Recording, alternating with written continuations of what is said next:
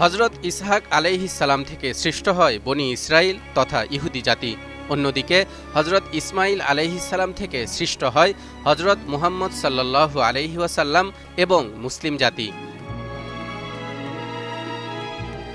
হজরত ইসহাক আলাইহিস সালামের ছেলের নাম ছিল ইয়াকুব আলাইহিস সালাম।